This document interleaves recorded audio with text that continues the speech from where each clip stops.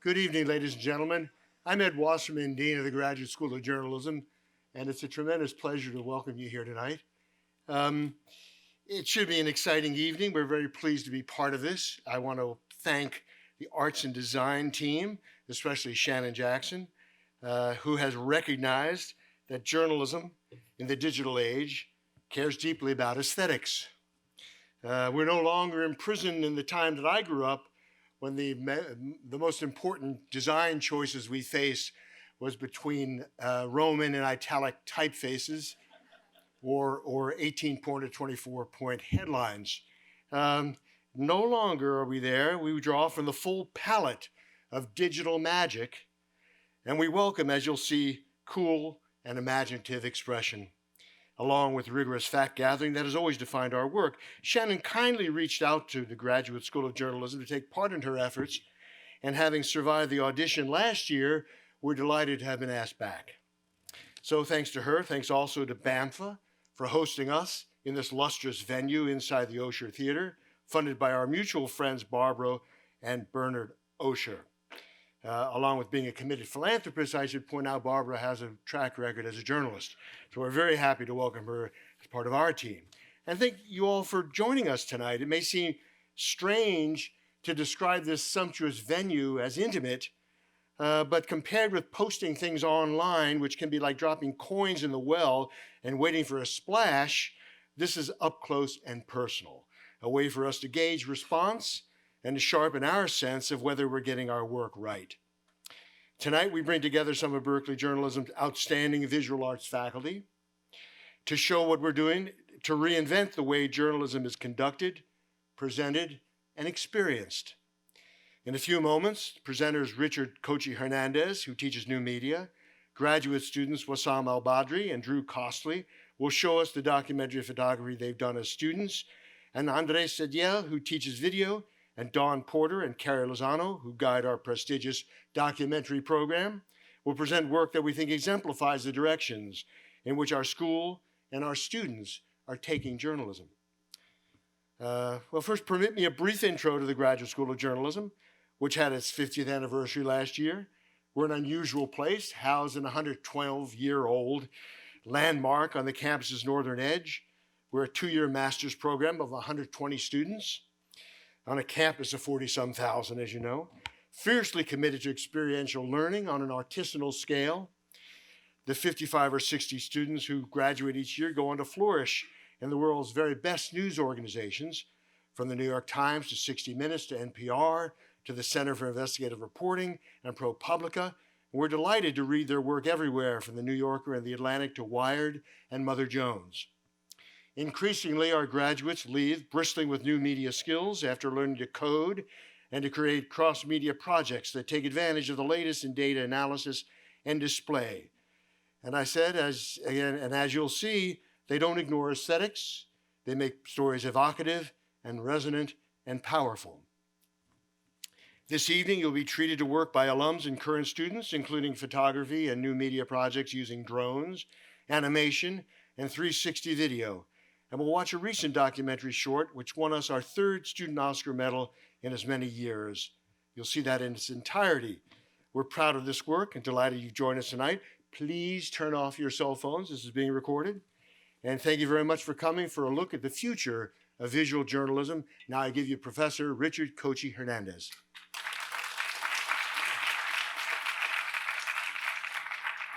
Thank you. It's a real honor and pleasure to be here. I first just want to mention a quick PSA. There is, in our presentation, in the first 10 minutes here, there is some quick drug usage in a film, so just be forewarned. But after that, I would first like to say it feels very odd to be up here talking about interactive journalism, because the content and the stories that we create really are meant to be experienced on your personal device, and certainly we're not created with the intent to be shown up here, but we're going to give it our best shot, and we're going to show you some amazing work that's been done. So, you know, talking about interactive journalism is very much like dancing about architecture. So I'm going to dance a little bit, but I'm also going to turn a timer on, because those of you that may know, see, I want to move, but I can't. I have to stay right here. So I'm going to try and contain my enthusiasm, which is why I turned on a stopwatch, because if I don't, I probably won't stop talking. And seeing as how they build this as reporting from the future, I guess somehow we found some portal to the future. So I figured I'd tell you what we learned as a group, as a cohort, as we went forward and did some reporting for the future.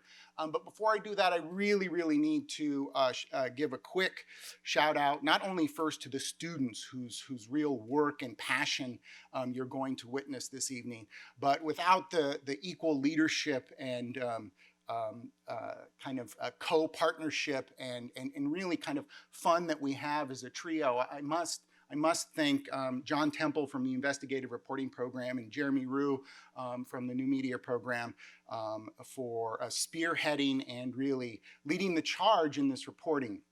So what we learned from the future is this, okay? And it is what we put in this box matters. And I want you to think about that, because it wasn't too long ago that many of us in this room would have no problem leaving the San Francisco Chronicle on BART for the next BART passenger. How many of you in here would leave your iPhone for the next BART passenger? Not many of us, right? And there's something that the great author of The Hitchhiker's Guide to the Galaxy, Douglas Adams, once said that if something is created after you're 30, you think it's the greatest thing ever created, and if you're lucky, you try and make a job out of it. If something is created before you were born, it's normal to you. If something is created after you're 50 years old, you think it is against all of creation. You think this thing that exists should not exist, right?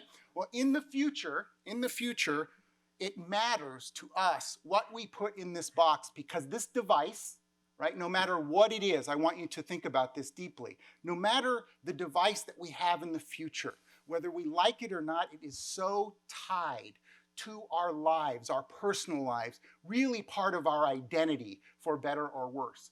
And so our job as journalists, as storytellers, but mostly as journalists, is to understand that opportunity, right? And to understand how we operate in that space and how we tell stories. So that's what we think about a lot. And in the future, 90% of everything is still crap, so you don't have to worry about that. But there's still 10% that's meaningful and unforgettable. And that's the kind of content that we're trying to get our students to create. And I hope to just tease you. My job is to tease you with content. My job is to get you to go to the URL that I'm going to share with you and to experience this content for yourself in the environment it was meant to be consumed in, right? And here's the other thing we learned. Not all snacks are bad. Okay, snackable content. There are good media organizations in the future who are utilizing platforms, and the content they're putting together is actually useful for our lives. It is not snackable throwaway content, right? And that's a myth we need to understand, right? And people do read longer and more complex. We know this. This is a fact. It just means that the time has shifted, right? Where we do these things and when we do these things have shifted. It's not that we aren't doing them, right?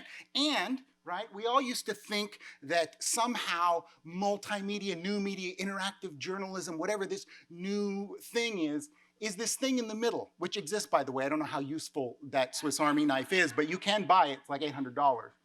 I was this sharpest knife right here in my career. I did one thing, I did it really, really well. And what we're trying to do is have our students be a little bit more like the Swiss Army knife on the end, right? To take this kind of T model, to get enough breadth, right, of knowledge in platform areas and media areas, but enough grounding in the foundations of journalism and reporting to bring together that with design and user-centered thinking and how we create a package that really invites people to interact with it, with the mentality that it isn't just a dumping ground for content that's created elsewhere, that we try and have our students approach this new thing as something new with new characteristics, right? And it's still young, it isn't fully formed yet, that it's a creative platform and it isn't a single canvas, right? It can be on your watch, it can be in your glasses, it can be anywhere,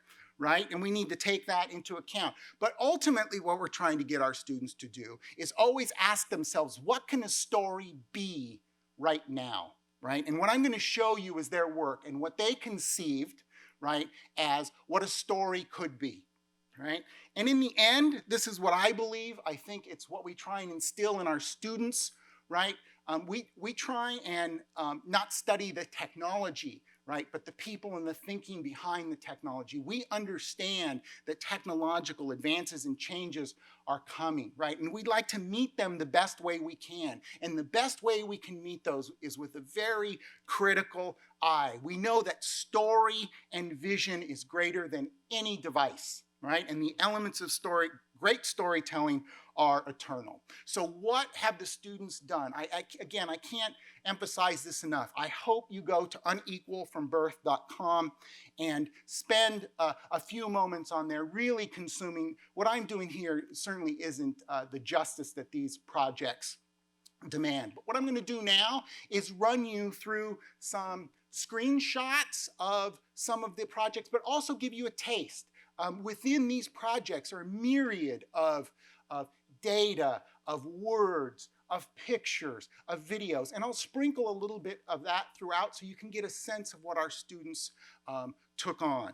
And so what I'm going to show you here right now are just the main websites as you come in. And I want you to notice that what I did is I put the mobile version up on screen because one of the things that our students know is that all of their content is being consumed on a mobile device. And we know that statistically there is more traffic on the internet comes through mobile devices than desktop devices. And we know that globally that is accelerating as well. So as I go through these, it's not really meant for you to take in the words. It's just to give you a sense of what it looks like and how we presented the story. The students decided to have the story be piecemealed in a very kind of slow and deliberate and almost cinematic way was the way they wanted to approach this. We had learned that people really were craving and do crave complex and deeper stories. So we wanted to see how deep we could go. And so what we did is we teamed up with both the Atlantic and KQED.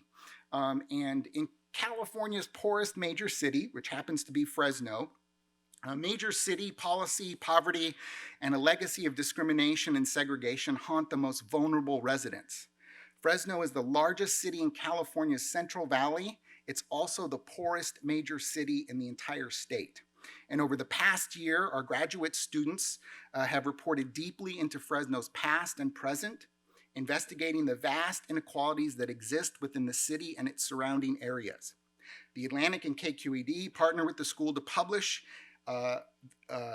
these reports found, and they found that a legacy of discrimination and segregation, the same forces that shaped Fresno at its founding, are a crucial part of what makes the city the way it is today. Inequality in Fresno isn't just persistent, it's punishing, and selectively so. These stories show how Fresno's systematic problems plague poor and minority residents in a myriad of nuanced and not so nuanced ways, including the dramatically lower life expectancy for Fresno's Black residents compared to its white residents.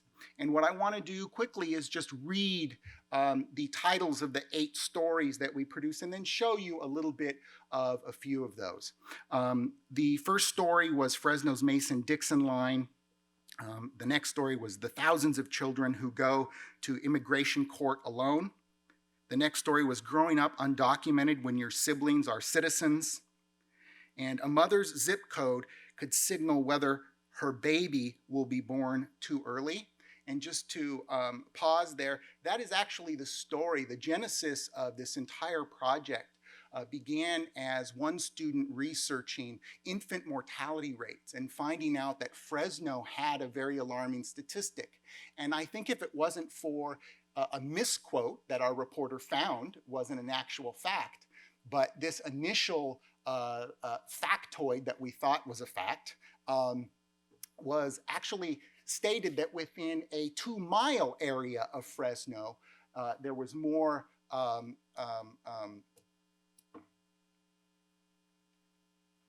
infant mortality, sorry, little brain slip there. Infant mortality rates were within a specific area. And it got us to go investigate. And one of the things I thought was most important were the reporters insistent that before they do the reporting, before they go out into a community that wasn't really their own, that they speak to community members, that they go out and see and listen to the community. So the students actually met with immigration lawyers, with nonprofits, they met with authors and journalists, and people throughout the community in order to understand what was really going on. But that one statistic about infant mortality rate got us going and deciding that maybe the project would be better focused if we focused more of our attention on a specific geographic location, which is exactly what the students did. And the next story was pregnant and addicted to heroin, followed by a bias in Fresno's justice system, and finally a meth-addicted mother and child abuse. And what I'll do now is I'll play you a 2-minute trailer that tries to encapsulate the stories that they did here.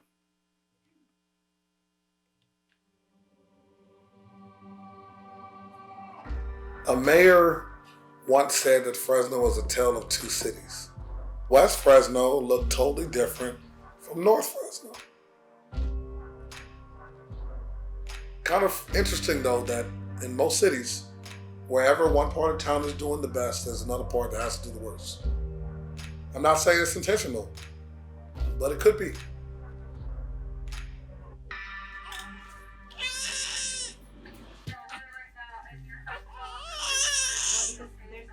I'm 24 weeks pregnant, and I'm addicted to crystal meth and heroin. If reincarnation was real, when I die, I'm going to come back as black tar heroin. Because when my old man wakes up in the morning, he'll think of me first, and he'll run around all day long trying to find ways to be with me. I think that our alarming preterm birth rates is an indication of a sick community. West Fresno has kind of been the hotbed for those that do not have.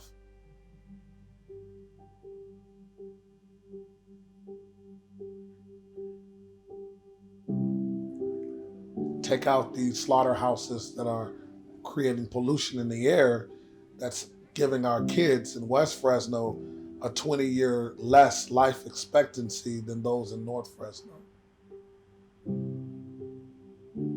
If you're from 9 through 706, you're automatically guilty. And if you're African American, you're automatically considered to be 9 through 706, which is the west side of Fresno.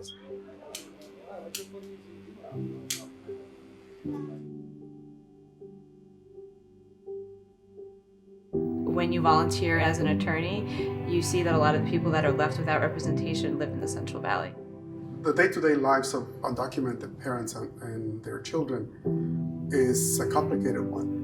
And it wasn't until that I was in their homes and saw the broken windows and the filthy carpet and that type of thing that I really started to understand what these women are dealing with on a day-to-day basis. If we want individuals coming to the United States to believe that American democracy is the best, if we want to show it's the best, we have to walk the walk. But there are some in this city, just like in every city, that benefit off of those that don't have. So it makes sense if you look at the country that we're in and the state of humanity as a whole.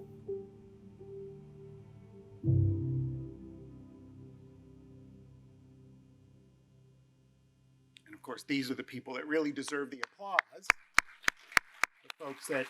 The folks that did the work.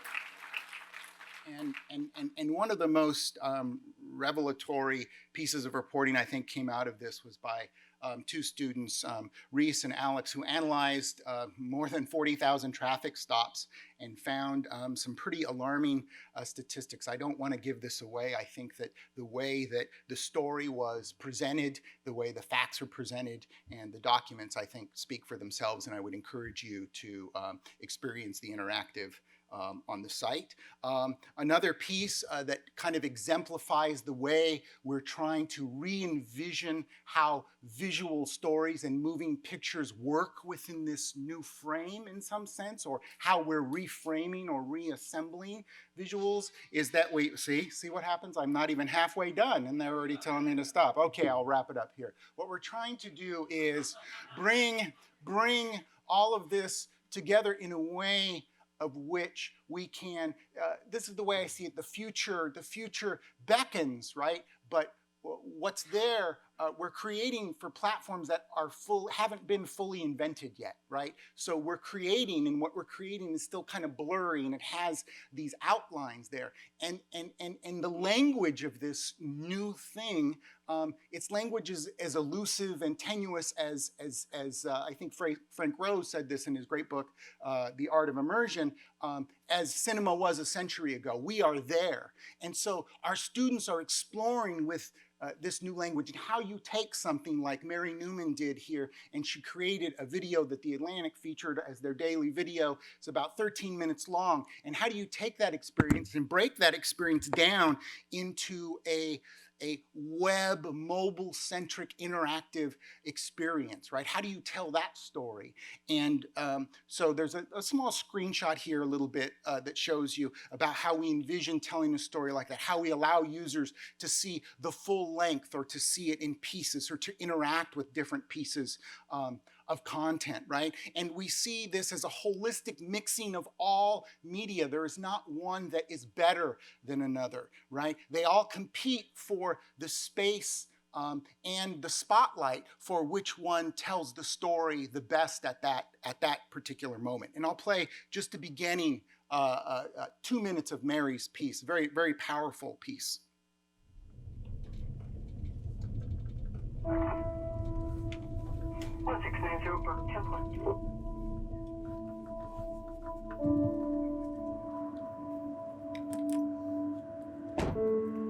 We encounter meth users, meth seizures, the effects of meth. Honestly, it's a daily occurrence. The use of the drug, it's so rampant. It's almost as though you expect to come in contact with someone that either is using or has used more often than not.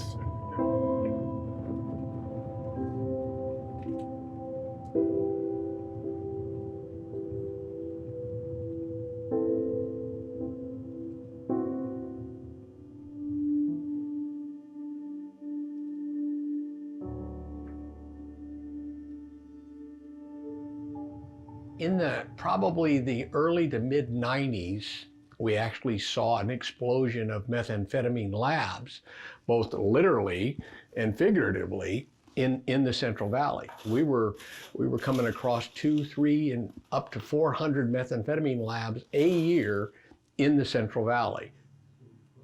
I can remember seeing many of them where they were actually cooking it literally in the bathtub. They were making meth in the bathtub. And the bathtubs were stained, they were dirty, there were chemicals, there were precursors, there was meth sludge everywhere. And then you would always see a few toys and a little rubber duck, because they would end up bathing their children in the same bathtub that they were cooking methamphetamine in. Every kid that I know of that has ever come from an environment where there was manufacture or serious use of methamphetamine has tested positive for methamphetamine themselves. And some numbers are surprise the doctor because they're off the charts. The numbers are similar to somebody that might actually be using meth. Sorry, I cut it off there. Sorry, Bill. Very, very, very powerful story. Again, I encourage you to finish watching it. And the last few minutes here. Again, there's 8 stories in the package. I'm just sprinkling a few here for you. Is Alone, and how unaccompanied migrant children, again, face the challenges. And again, kind of a somewhat new presentation that you'll find here. Missy, the reporter, did her darndest to try and get into court, immigration court. She wasn't able to do it, but it was a part of the story we still needed to tell. So in that, we ask ourselves, what's the best tool in order to express this part of the story? And Missy felt that doing an animation and an explanation of what the court might be and what she and others have witnessed but weren't able to photograph. So she created not only a riveting package, but also a small animation introduction, and animation plays a big part throughout her whole package, and I encourage you to see it all, but we'll just play a portion here of an animated sequence from her interactive journalism project.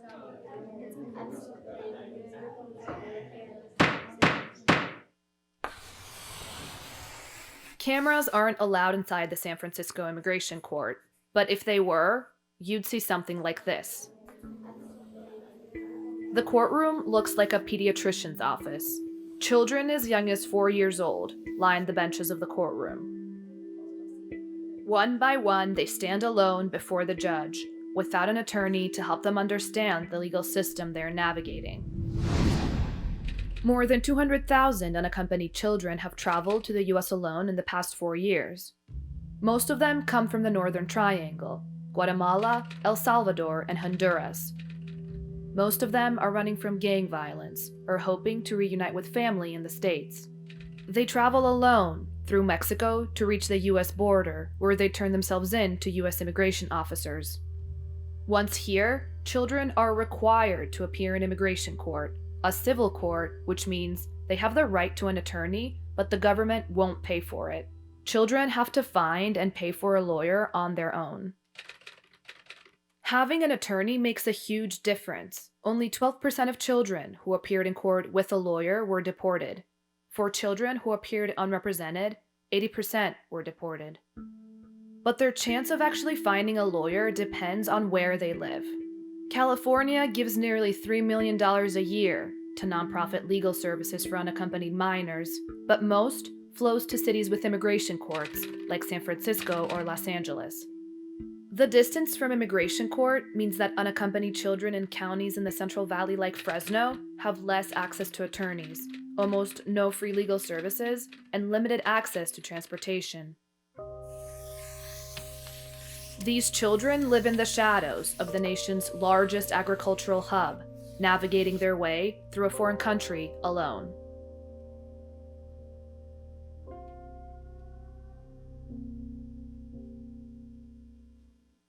So again, I encourage you to go to the site. Thank you very much.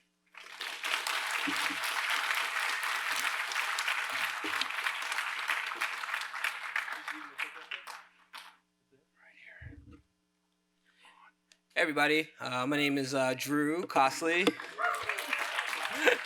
I haven't done anything yet, but thanks. I'm a member of the class of 2019, graduating in a little over a month. And it's been a really great experience.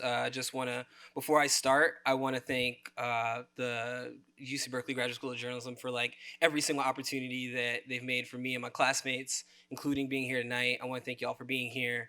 And he's not here, but a special thanks to Ken Light. He's our Reva and David Logan Professor of Photojournalism at the J School. And if it weren't for him in this moment, I wouldn't be up here and talking to you all. So just a special thanks to him, even though he's not here. So that's my face. We're not going to look at that anymore. Sorry about that. The photos I'm going to present tonight are from a book created by Ken Light's advanced documentary photo class in the fall of 2018, last semester. At the beginning of the semester, we decide on a theme in the class, and then each student photographs a few stories based on that theme. This year, we examined the changing nature of work in the U.S., choosing forms of work that are either dying out, transforming, or becoming more prevalent. The types of work we photographed range from blacksmithing to robotics. The image that you see here is the cover of the book, featuring a photo from Lisa Hornack's story about a cobbler. I designed the book, which is titled Working, as you see, so I got the pleasure of becoming really familiar with all of the awesome work of my classmates. So the first set of photos I want to show you are also from Lisa Hornack, but on her story about a blacksmith named Doug Wade. Doug works as a blacksmith at the Empire Mine Historic Area in Grass Valley, California. He began apprenticing with a master smith for 2 years in Sonoma nearly 15 years ago. The blacksmith shop at Empire Mine used to make and repair equipment for the gold mine in the late 1800s when it was California's largest and richest gold mine, but now it only makes replica equipment for visitors to the mine. So I'm just gonna go through these photos.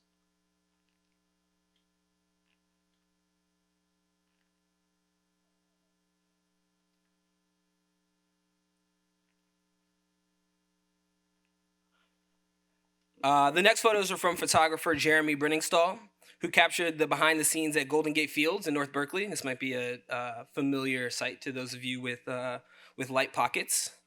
His photos illuminate the immensity of the operation it takes to keep the racetrack, now in its 8th decade, running. There are 1,300 horses at the track that must be fed, bathed, and exercised every day, a job that begins before dawn and can carry past dusk for the workers on the backside of the field, so people you don't see.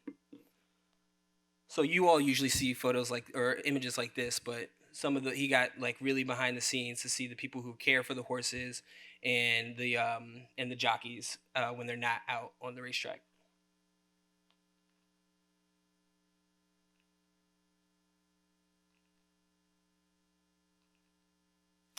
So photographer Vera L. Chang brings us our next set of photos from dairy farms in Vermont.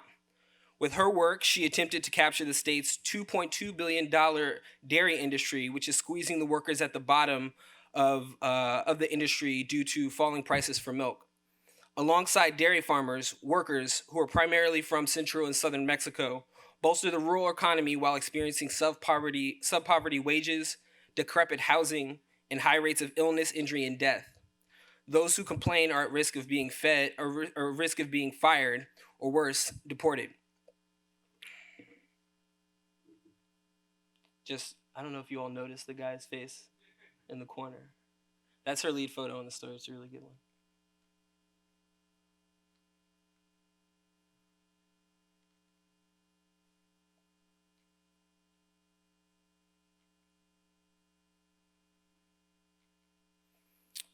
Speaking of immigrant labor, photographer Caleb Hampton contributed a story about immigrants and migrant workers who send money back home.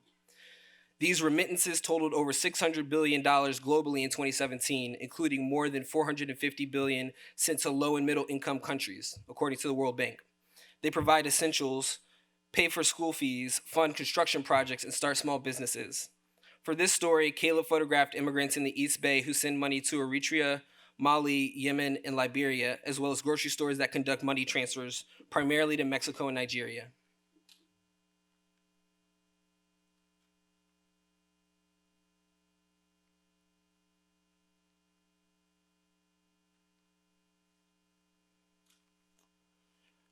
Photographer Walker Dawson has the next story of Angel Velasco, a hot dog vendor who works in San Francisco. Velasco used to work in fear of fines and criminal charges before the passage of the Safe Sidewalk Vending Act, which was signed by former California Governor Jerry Brown last September. Velasco says the passage of the bill has allowed him to have peace of mind while working. So this is Walker spent like a shift with him, or a shift or two with him. This is from 11 p.m. at night to 4 a.m.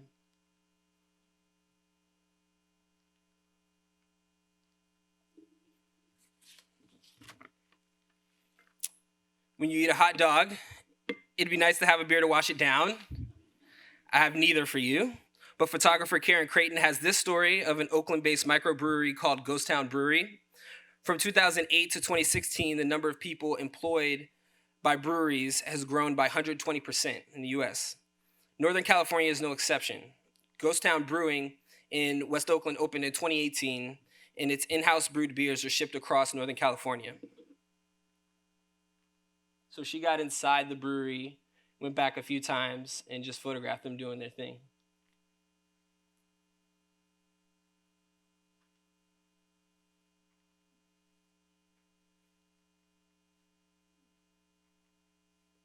Photographer and so we're kind of getting sort of towards the future. Photographer Ann Wernikoff brings us photos from a scene that's becoming more common due to the effects of climate change, recovery efforts after a wildfire.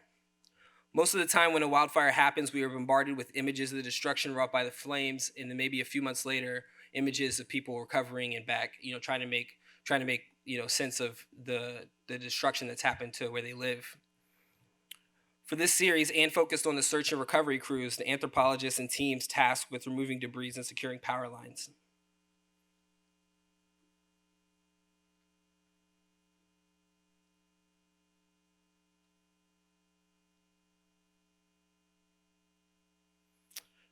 So one of my contributions to this book was also a story of response to an ongoing crisis in California, houselessness.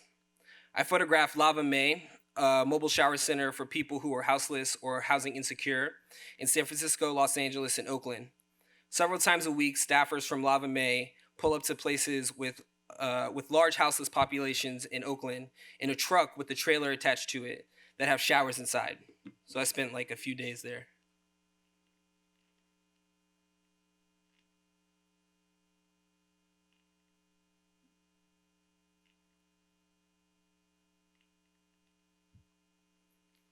Finally, we couldn't have a conversation about the changing nature of work in the industrialized world without talking about robotics. Ann Wernikoff brought us a local story about robotics when she photographed the Kiwi bots in the UC Berkeley community that interacts with them. These autonomous machines are part of a food delivery system created by a team based in Berkeley in Colombia. Several months after their appearance in the spring of 2018, they're still met with a mix of adoration, hatred, and confusion.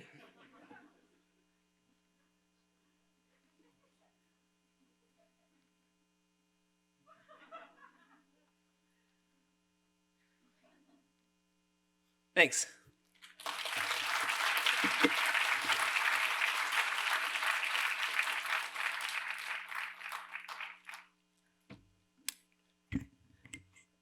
Hi, thank you all for coming out. I'm going to, can you guys hear me?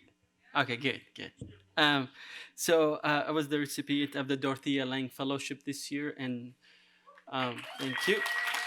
And as many of you are aware, Dorothea Lange is the most prominent female documentary photographer ever, and I wanted to follow in that footstep when I was a young photographer. I'm still young, but so when I went, so I'm gonna, I'm going to share a story that I've been covering for a while, and funding helped me continue. And I would like to thank Geeta Anand for taking on the challenge to help me, to be my, the word would come up to me, but my advisor through the project. So I received the money, and I actually ended up doing 3 projects, as many photographers like you trying to stretch it. I went back to North Dakota and worked with the family that I've been working with. I did a story about my family, that we are Iraqi war refugees, and our experience moving to the United States, and a story about a community in rural Louisiana. So I'm gonna share one story with you, and at the end, I'm more than happy to talk to you about many things. I started the project like many journalists. I went there in August and to cover the story, but there was a lot of journalists covering these stories. But my thing is coming from a small community, I wanted to I was mostly interested in the human effect, like who would bear if the pipeline does go through at that time or was stopped, who would take all the suffering that's going to happen if the pipeline bursts, who's going to, whose property is going to get damaged, who's going to lose their land. So I, through my work in different reservations in Rosebud and Pine Ridge, I connected with old friends, and they were like, there's a family that actually, their fence ends, and it's about 100 yards from the Missouri River. So they would be one of the first family that the pipeline burst. And they were about half a mile away from the camp. That's Dennis Banks, one of the founder of the AIM movement. He recently passed away.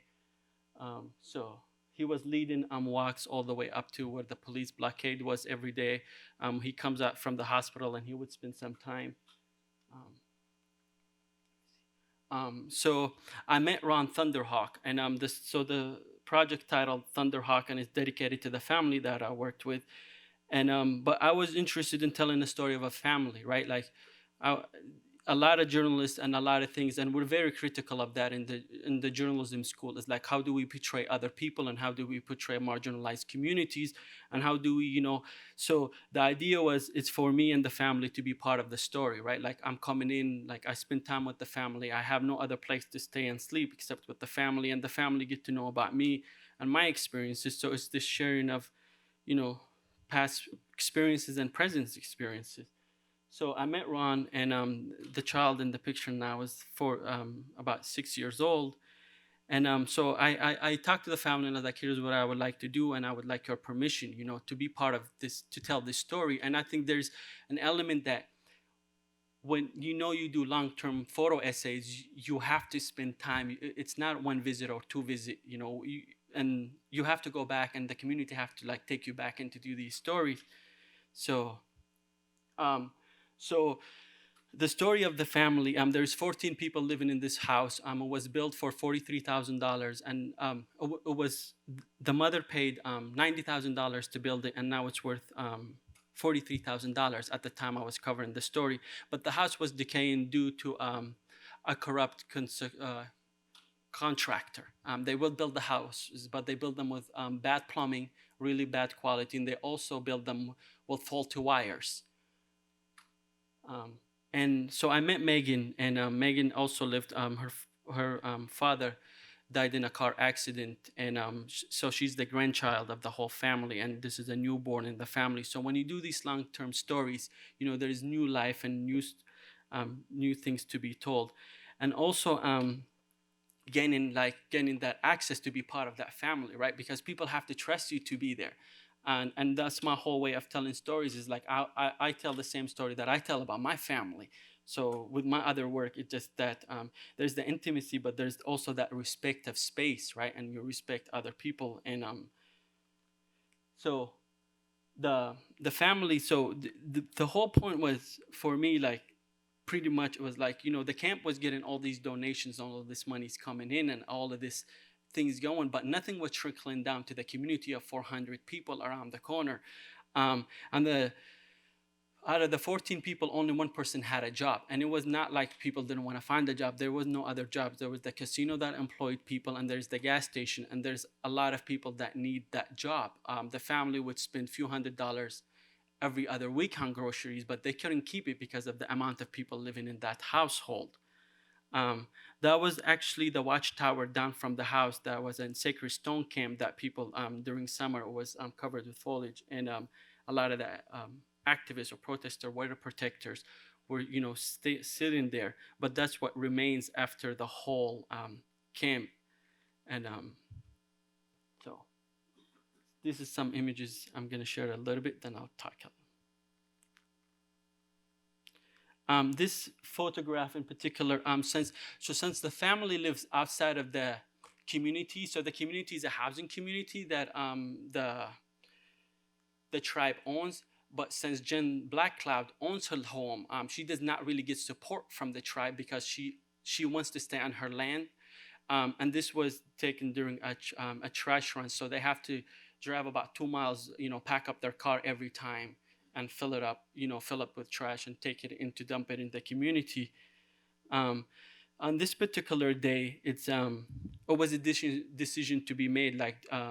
Ron was holding his niece that was sick that day. So there's 4 grandkids that live in that house. And it was a decision to be made, do they have enough money to put gas to take the kid to the hospital? And that was during the blockade of the police force. And since they have to take 1806, that would add another hour to the, it would be a 2-hour drive. That's actually outside of the house. The house started collapsing and decay, tearing down is because funds were not available, and also the contractor did not finish the job. And this is the house now. So, talking about long-term project, the house burned down December 4th of this year. because the family didn't have enough money to pay for electricity, and they were using candles, and one of the cats knocked down the candle. And but the good thing is Jen is very positive, and like what I mean, like her family's still alive, right? To her, it was like her family was the most important thing. Both cats passed away, but you know, this is what remains.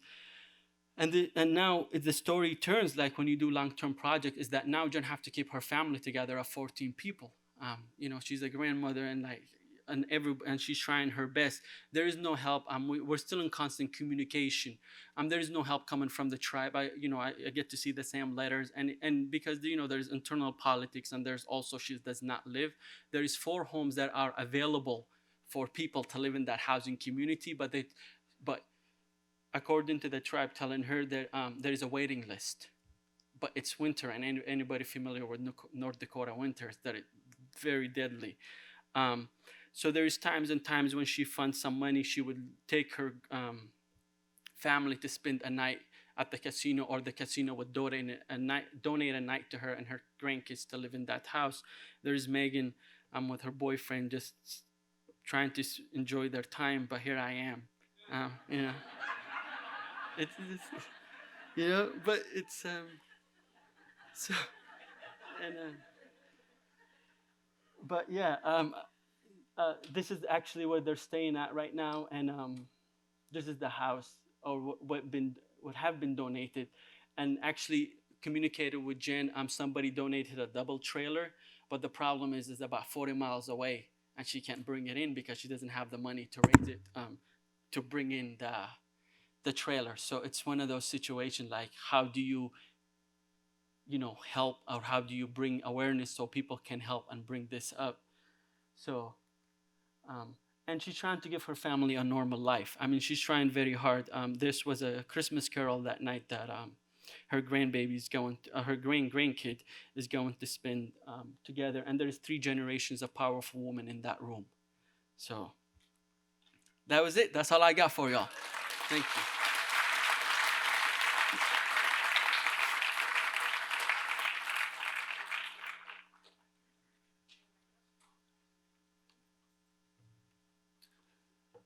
Good evening, everyone. My name is Andrés Cediel. I teach video at the Graduate School of Journalism.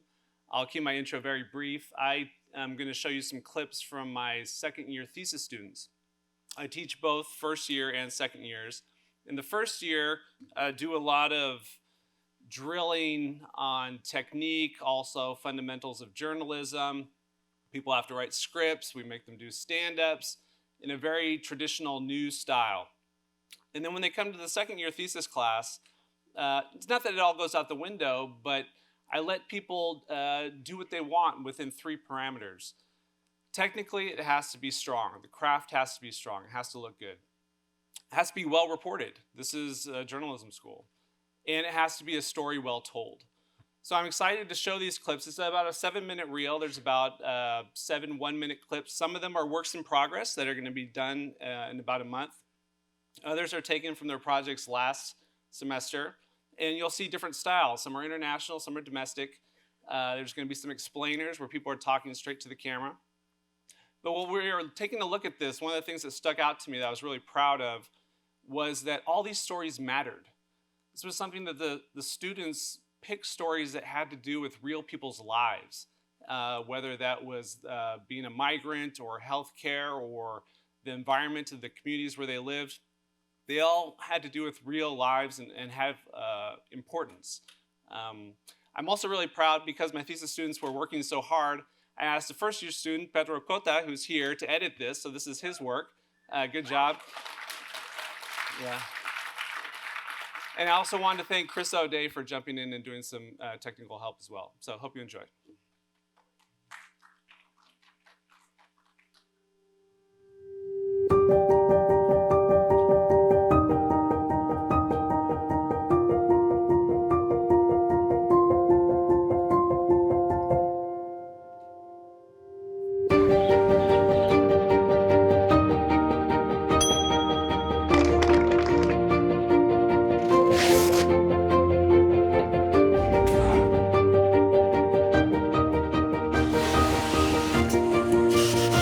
Aváncele, por favor.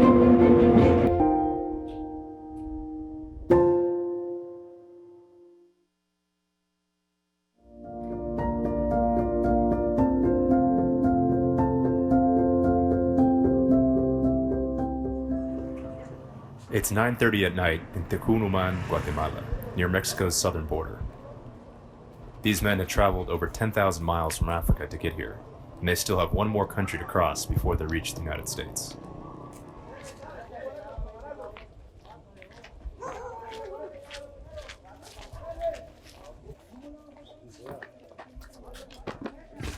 Mira, ve, ya medio camarazo la carga. Me quitaron un boleto.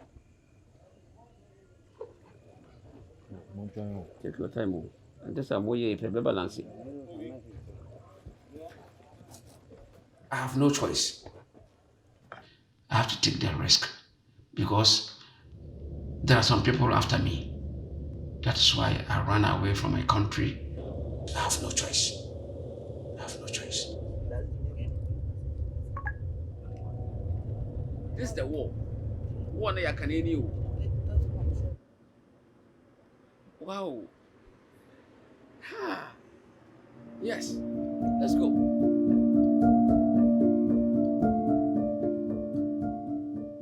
In my community, it's just normal. It's normal to like when you hear shots, you immediately just feel like it's somebody you know. Damn, that's crazy. I ain't even been over there since it happened. It's the spot. I didn't remember that I had got shot. I really thought I just hit my head really hard on the floor or something. But after the nurse told me that I got shot in the head, I was like, wow. And then I tried to talk, but I couldn't talk. It was hella blood right here, like hella blood. Hella. Coming out here seeing that was wild. Whew. Damn. We like traumatized as hell. Like we got so much trauma, but like we're not considered victims.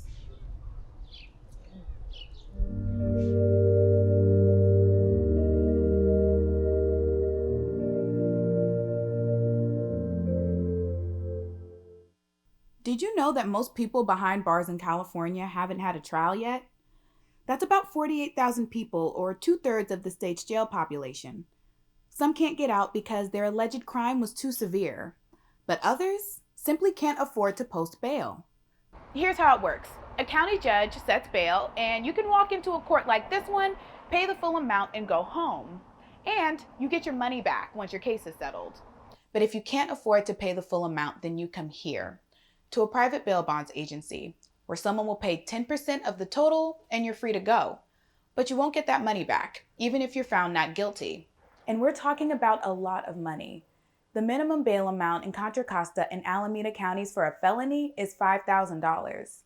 And activists have long said that this system hits poor folks the hardest, especially women of color who often end up co-signing on bail contracts.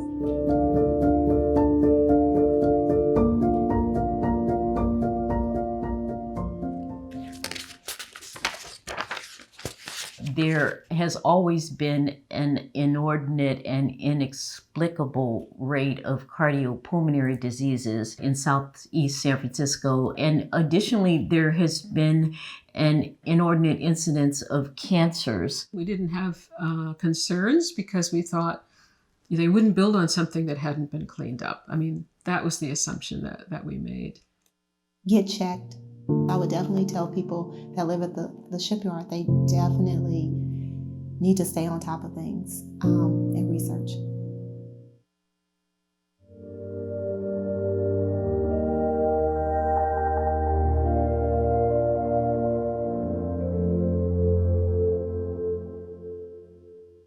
I think we can all agree, if you live in California right now, the rent is way too high. It wasn't supposed to be this way.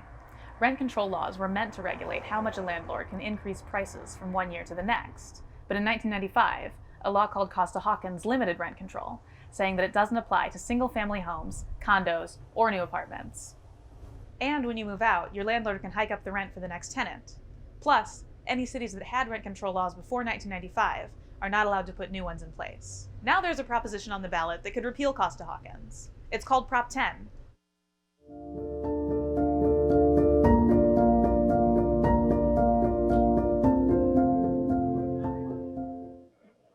The feeling of playing rugby, you just can't beat it.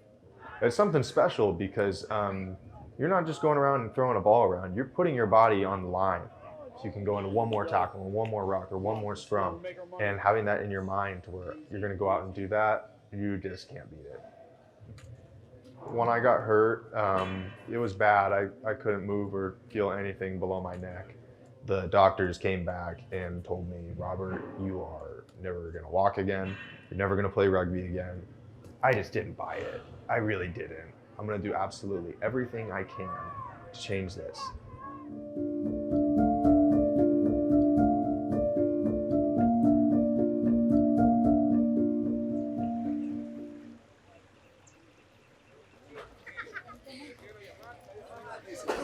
No tenemos otra opción sino tomar unos caminos alternativos muy inhumanos para los niños. O sea, no son aptos para ellos, pero es el camino que tomamos ahorita porque tenemos que traerlos a estudiar. Es duro pasar por ahí. Yo siempre llego cansada y pues a veces escucho así los gritos de la gente y todo eso. Hay que mostrarles el mundo de que todo está bien, pero realmente el momento en que me siento es fuerte.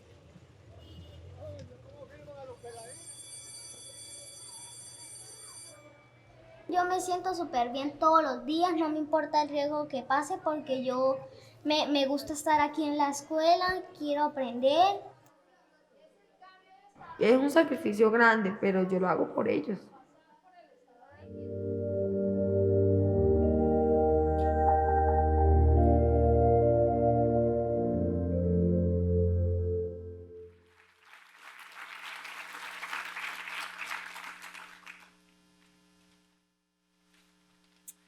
Hello. Oh, it's so nice to see you all. Thank you for joining us. What a moving night, and congratulations particularly to the students who are presenting tonight. The mom in me can't just say, I'm just so proud of you. So I'm Dawn Porter, and I've had the joy of leading the documentary program this year, following in the illustrious footsteps of John Else and Orlando Bagwell. I've had the absolute joy of teaching with Carrie Lozano, who you will hear from today, who is a fabulous documentary filmmaker in her own right. You may have heard that it's the golden age of documentary, and I do think that that is the case. There are more outlets for our work, there's more interest in documentary, and that's a fantastic thing. What we feel that we are doing is we give our students the opportunity to really lean into a story. So in the documentary master's thesis program, it's a 2-year program. The students will spend their first years sampling, learning the fundamentals. Really, really important to focus on the fact that we are a journalism school. We are not a film school. And because of that, it's really, really important that our students have the fundamentals of journalism and reporting firmly under their belts before they tackle some of the most pressing issues that are facing our country and our world. To give you a small example, this year we had students who traveled to the border of Venezuela. We had students embedded in a migrant shelter in Mexico. We have students closer to home who are focusing on in-depth reporting about too many deaths occurring in our Santa Rita jails, and about what happens when you close a hospital desert. Those are a hospital in a community that's underserved. Those are just some of the stories that we have, and we're so thrilled about all the work that our students have provided. So I want to also echo something that Andrés mentioned, which is one of the things that makes it a joy to be working with these students, is that all of the topics that you see and all of the films that our students are working on, they selected. They are not turning away from the hardest issues. And at a time when news organizations are increasingly under pressure to not report in countries abroad, to not report in developing countries. The work that our students is doing is sometimes the only material that you will really see that, as our students so eloquently put it, honors the person whose story is being told. So we are really proud of the work that they are doing, and thank you for coming here. Means a lot, because when you're sitting in an edit room or you're working constantly over and over, it really means a lot to have people to be able to share your work. So thank you for coming. Carrie is going to, our students are hard at work on their films, so we are actually going to show you a film from last year, which Carrie will introduce. Awards are not everything, but they're good, and we're good at them. Last year, Berkeley students had 3 of 7 finalists for Student Academy Awards, and the year before we had students. So it's kind of a hard act to follow, but we're pretty hopeful about this year. So, Carrie.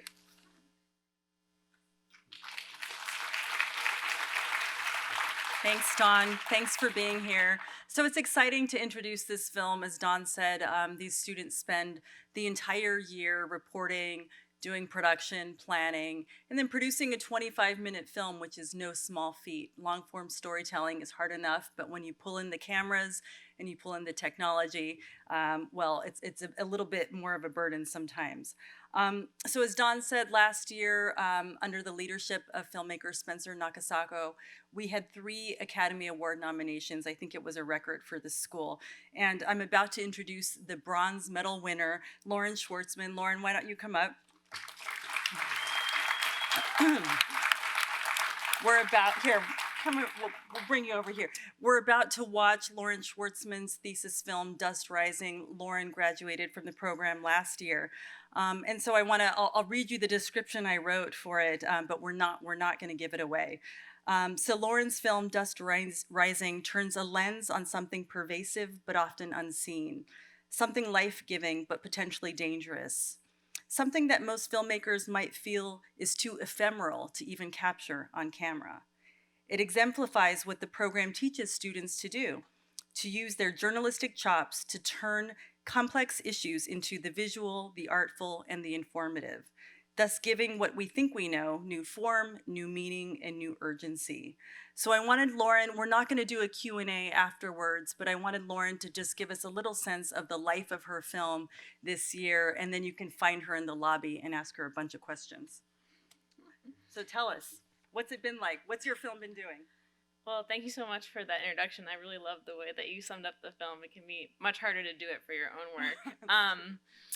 It's been a really awesome year. Basically been taking the film to a variety of film festivals and trying to go to as many as possible. And it's really fun to screen it in front of a group of people who don't know me and don't have to like it, and listen to their reactions, and then feel the different questions they ask and kind of see what was clear, what was not clear, what really interested people, and makes me think of all the ways that I can make it even better and learn for the next time. So yeah. And tell us what you're doing now to give all of our second-year students a lot of hope. Yeah. Yeah. I work for a feature documentary called Crip Camp, which is being directed by Jim Lebrecht and Nicole Newnham. And we work here in Berkeley. And it's this amazing film. And I get to be the associate producer and assistant editor on it. So that's great. Okay, without further ado, Dust Rising, find Lauren afterwards and ask her 1,000 questions. Thank you for being here.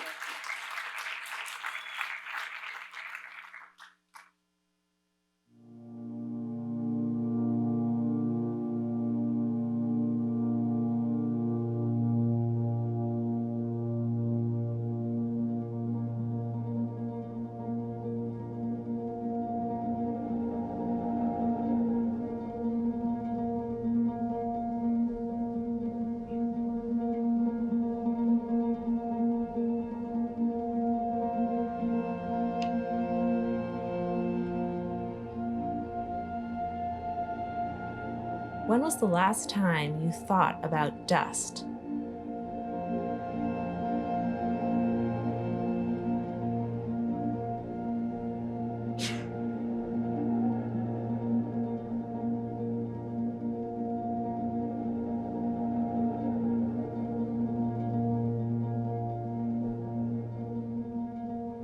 Maybe you think it's unremarkable, uninteresting.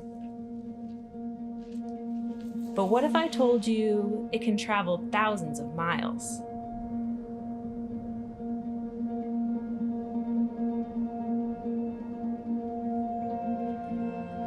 Sustain life.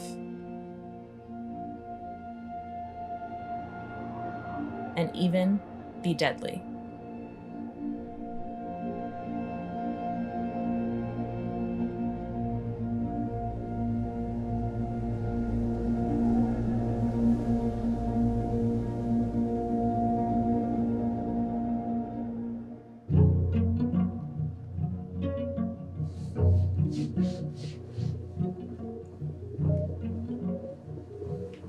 So, how often do you have to dust?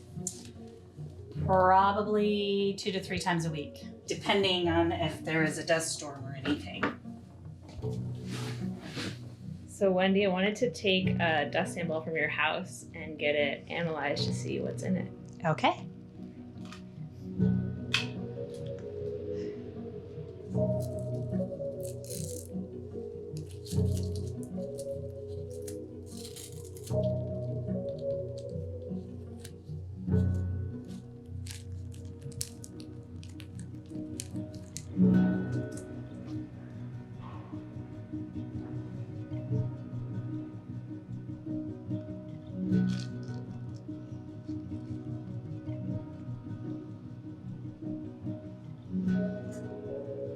Looks like you got a lot of good dust here.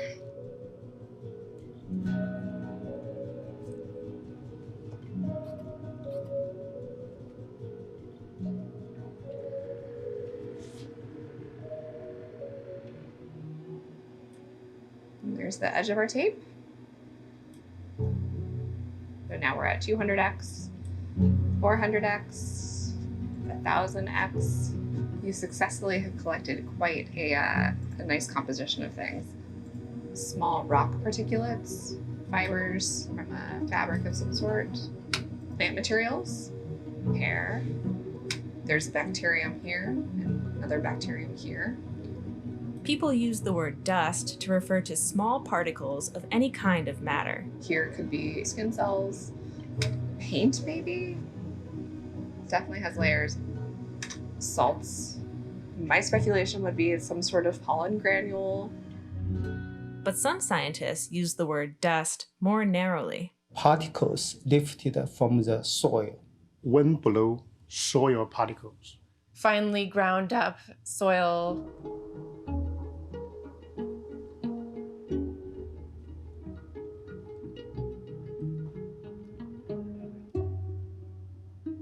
I think that dust, a lot of people don't really think about it that often, especially if you're not a scientist who studies dust.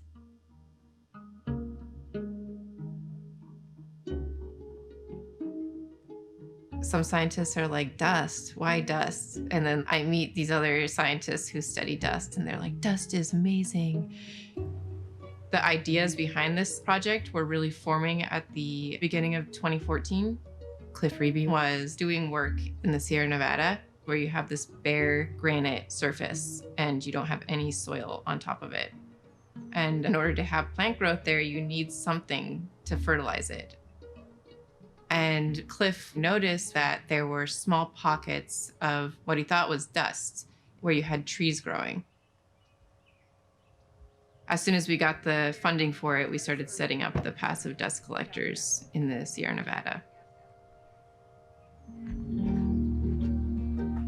My hiking boots are destroyed right now, so I went with my old running shoes to see how they work. We're here to do our monthly collections of dust.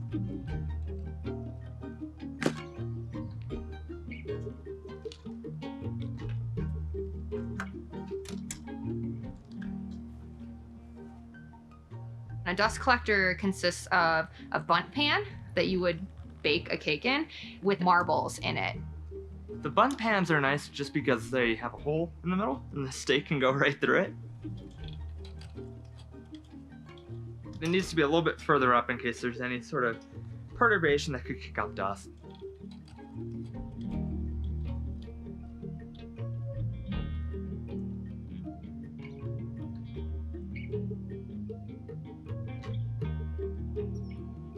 The collectors are strategically placed in open areas because we want the dust that's falling down from the sky to get into the collectors. The marbles allow the dust that's settled to stay there. So you can think of them as trapping the dust particles in. And so the idea here is that you have this water that's pure, it's sterile, and we use it to not only rinse the marbles, but rinse the bundt pan and suspend all of the dust that collected over the incubation period.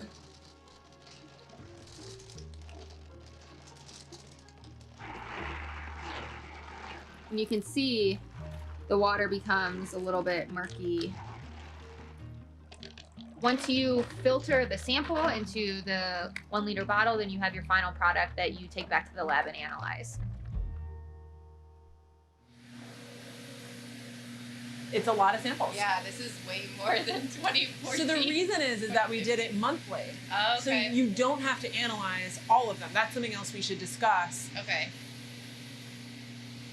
We filter that water that contains the dust in it, filter the dust right back out of it.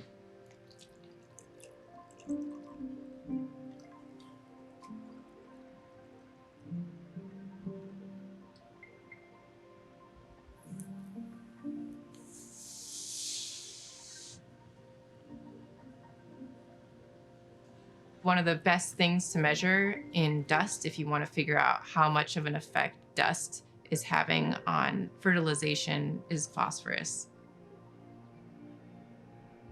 Phosphorus is essential for all sorts of life.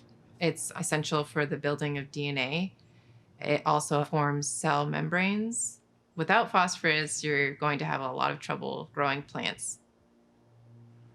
First, we have to dissolve the dust in acid, and then we take it to our mass spectrometer, and it measures the concentration of phosphorus. We found just a ton of phosphorus in this dust, up to half of the total amount of phosphorus we think that the Sierras has each year. People usually think about nutrients coming from below, from bedrock that gets weathered into soil. But this study really highlighted the fact that you can have nutrients coming from above, from dust.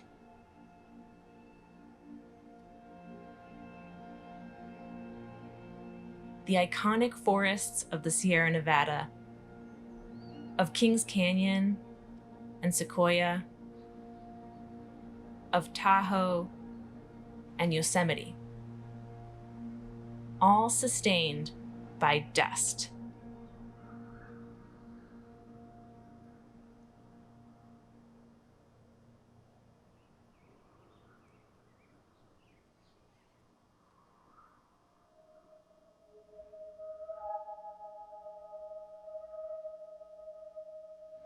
That one's definitely doing better than this one, so let's let that happen. Yeah. I study the microbial communities that are associated with dust. Microbes are organisms that you can't see with the naked eye. There's a bacterium here and another bacterium here. Bacteria, archaea, fungi traveling through the air with dust.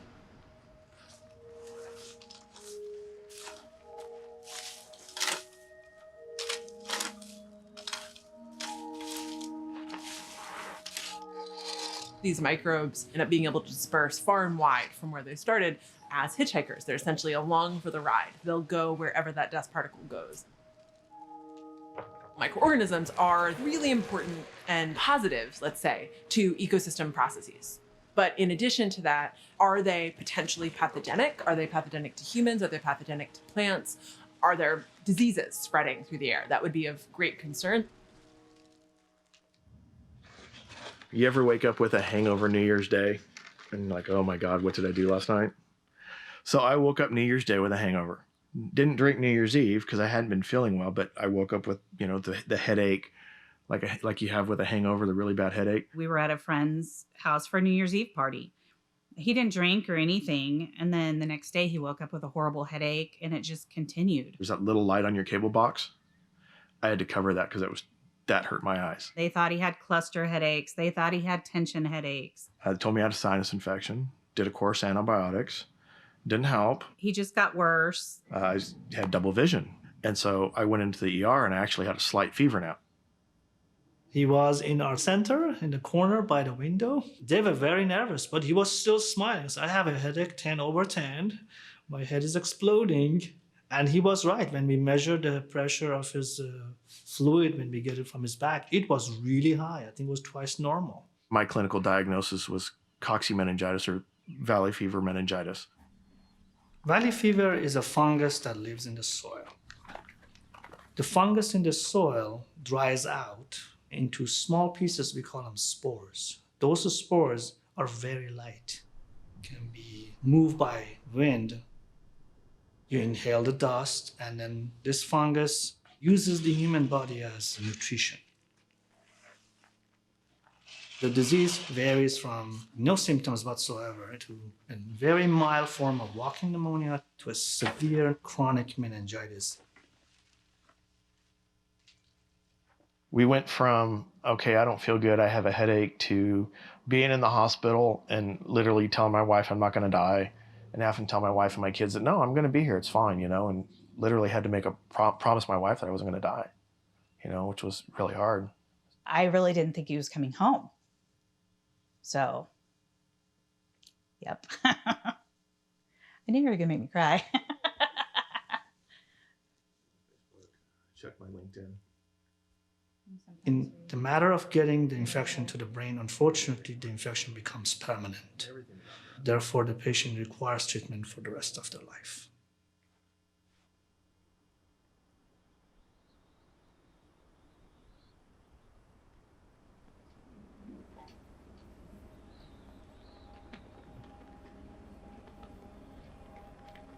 There's the dust storm. Yeah, so Jeff, this is the famous dust storm last year that we were not able to get the help possible. There's a strong correlation between dust storms and valley fever, and the dust storm has become way more frequent in the western United States. July 21st, 2012, I'm in Buckeye, Arizona, and here we go again with another dust storm. And this sucker is huge. It's coming. It's picking up speed. Holy mama. Good thing I didn't wash the car. And here it comes. That's getting hard to breathe. Our analysis revealed that the frequency of dust storms in the southwestern US has increased by 240% in just 20 years. Wow, look at this. What else can you say about a wall of dust that's about a mile high and maybe 50 miles wide that descended on downtown Phoenix? Yeah, in a word, it's wicked. Look at Chase Field being swallowed up tonight. It's just eerie how it just floats over it like fog.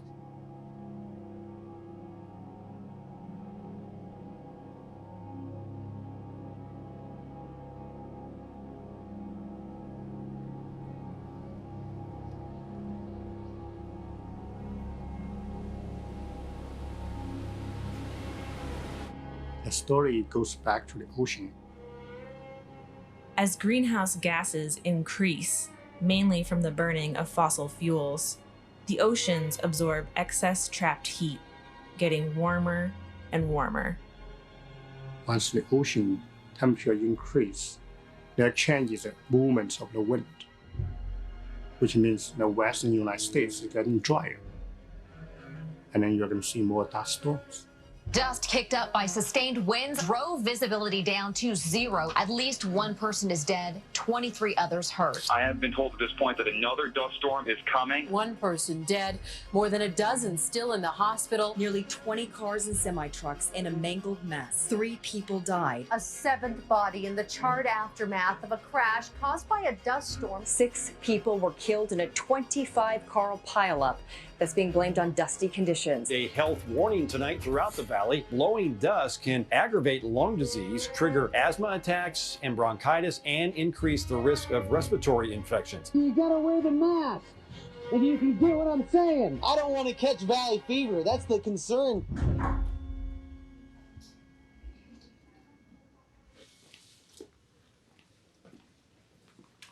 Right over. Thanks. Once again, how's everything? Good. How are You things did going? your blood test? I did blood work. So in between, any issues? Headache? Balance issues? Nope. Hearing issues? Visual problems?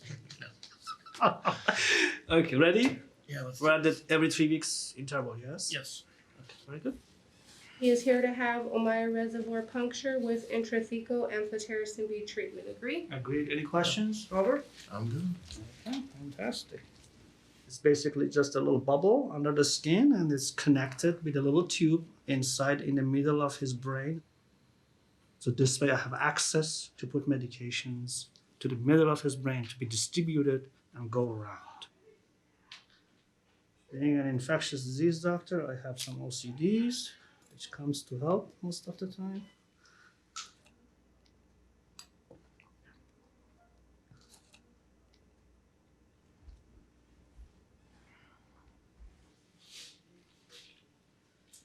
Try to do it slow.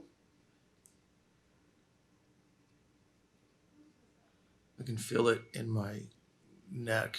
You can feel it just kind of constricts as it starts to flow in, or maybe.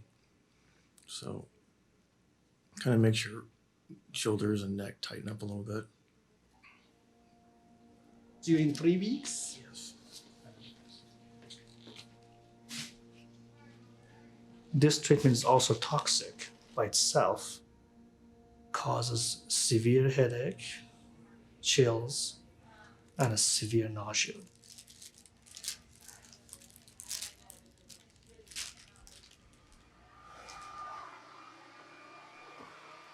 The spores are out there. I like to do things outdoors. I like to keep my yard up. I like to garden. So digging dirt and moving dirt around is probably where I got it. Just took the wrong breath at the wrong time. Infection rate of valley fever has increased 800% just in 10 years. In the same region that we see most of dust storms. It's linked to the big system. A lot of situations that we are seeing today seem to be local, but there's a long connection far away from elsewhere.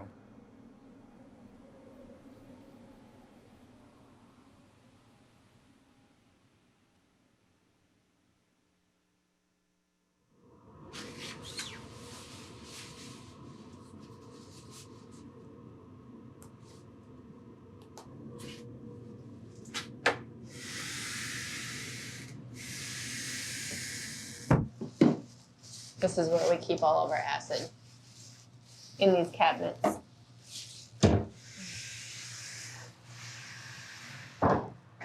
Oh, thank you. Okay. Dust has a fingerprint. You can measure the chemical composition of dust to fingerprint exactly where that dust originally came from. I plotted the chemical composition of the Sierra Nevada dust on top of this existing fingerprint map. And depending on the time of year, we had about 55% to 82% coming from the Central Valley, California.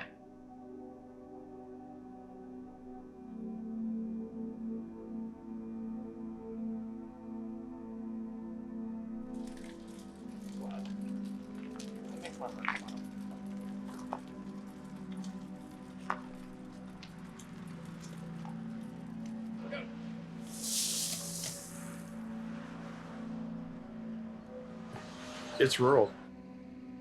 We have some of the largest agriculture companies in the world.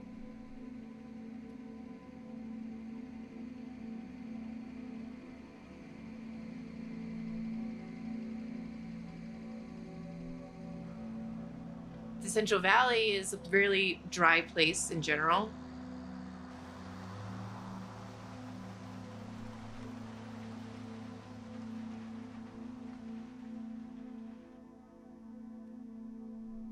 In periods of prolonged drought in California, you can't provide enough water for all of the crops. And so a lot of times you'll have barren land, the perfect breeding grounds for dust. We had this hypothesis that as it got drier and drier, you would see this higher input of dust from the Central Valley, which is actually what we did see. But what we were really surprised to see was the amount of dust transported from Asian dust sources.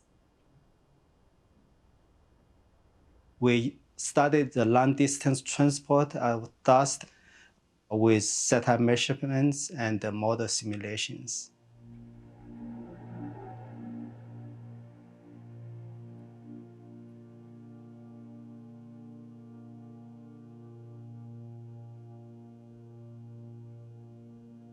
Dust can transport very far, from one continent to another continent around the globe. What we found was that 18 to 45% of the Sierra Nevada dust was coming from Asia, from the Gobi Desert and other deserts in China and Mongolia. You need strong wind that can lift up the dust into the air. The higher the dust particles, the further they can be transported. Each year, about 56 million tons of dust are transported from Asia to North America. Globally, the Sahara Desert is the biggest source of dust. Each year, about 180 million tons will leave the African continent and are transported westward to the Americas. About 27 million tons reaches Amazon. So this amount of dust can fill about 400 Olympic swimming pools. So that's huge.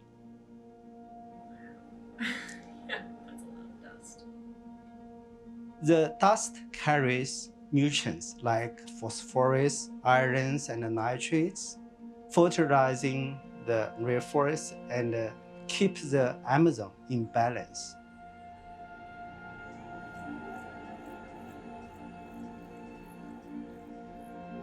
There's no boundary for dust transport. And so the dust that settles in your backyard maybe come from thousands of miles away.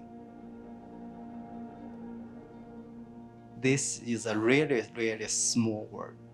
We are all connected together.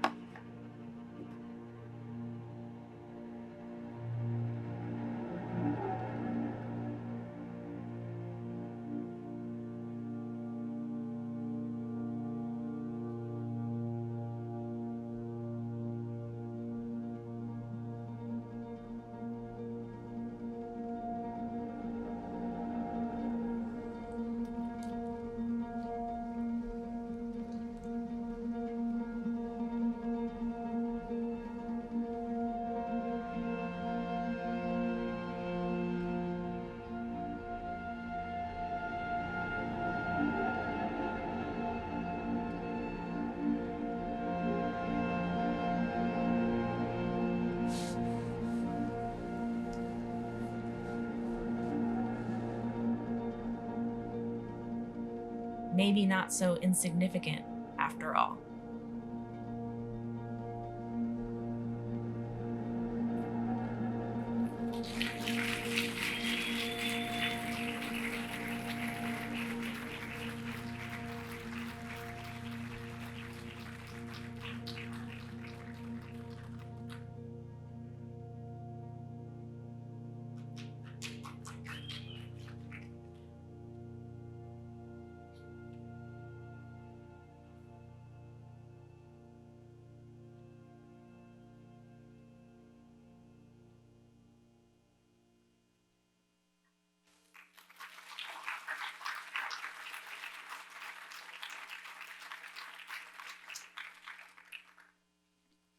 Wow. I kind of feel like I want to lie down.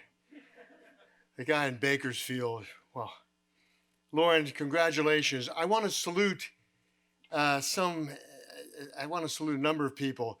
I want to salute Hale Zukas, who's here with us tonight. He was the subject of the prior Academy Award-winning student film, and he's joined us here tonight. That's from last year. And thank you, Hale. Thank you for joining us. Well, like the work you saw, events like this don't produce themselves. I want to thank everybody behind the scenes at the school who made this happen. Julie Hirano, Marlena Telvik, Deirdre English, Jeremy Rue, thank you very much for all that. I also would ask that the people whose work was presented tonight and haven't had a chance to be acknowledged, could you just stand and let the rest of us applaud you as you deserve, please? Those of you here tonight.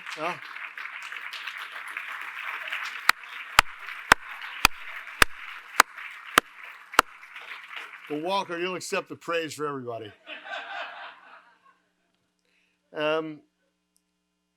Anyway, to support our work, keep abreast of what we're doing, follow us on social media. I will remind you again that we are part of this vast experiment to maintain public higher education without public money. So we are constantly have our hands out. The students need it. They need the support. It helps them keep the wolf from the door. And so remember us in your good wishes and with your donations. I want to call attention to an event tomorrow night. This is really what we do as events. The work that our students do is really just a pretext. This is tomorrow night at the Sibley Auditorium. John Markoff, a pioneering tech journalist and a Pulitzer Prize-winning former New York Times reporter, will be in conversation with our own Lowell Bergman, another pioneering investigative reporter and the founder of our magnificent investigative reporting program. They will be talking as part of a Wojcicki lectureship funded by Tad Toby to talk, in the subject of the matter is the rise of Little Brother in Silicon Valley. So you're all welcome to join us for that. That's really it. We're very grateful that you showed up and you came. I hope you were as impressed and astonished at the quality of this work as I was. So thank you to all of the producers. Thank you to you, and I wish you a very good evening. And thank you to Arts and Design and Shannon Jackson for including the Graduate School of Journalism as part of the larger attention that Berkeley's paying to the fabulous time this is for art and design. So thank you all very much for coming, and have a good evening.